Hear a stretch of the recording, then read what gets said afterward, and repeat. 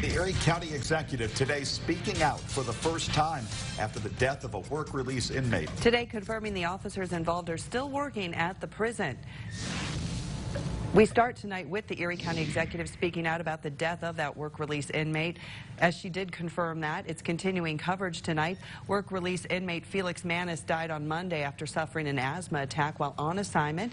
Erie County officials insist there was no malice on the part of the two officers involved, but the findings from the county investigation did call for disciplinary action.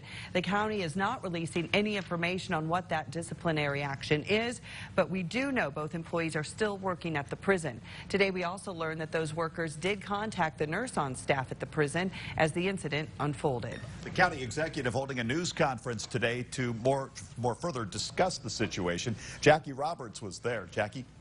Sean, for days she's been speaking through the county administrator, but today the county executive is coming forward to talk about what led to one man's death. The county solicitor says they can't disclose the details, but he says their investigation shows somewhat of a different sequence of events than what we've been hearing. An emotional Kathy Dahlkemper is breaking her silence after the death of an Erie County work release inmate. She began the news conference with a written statement. As a mother, a spouse, a sister, and a grandmother, I find myself thinking about Mr. Manus' family, his children. Dahlkemper apologized to the Manus family for what happened to Felix while under Erie County care. She said the county also wants answers. Because of potential litigation, the solicitor Rich Perhax is speaking for the county from here on out. Even though the investigation shows no malice, Perhax explains why disciplinary action was still necessary. The officers were in a position where they had to make decisions. We expect them to exercise those decisions with a certain amount of caution and care and prudence. And we did not feel that they exercised that judgment as properly and in the manner that they should have.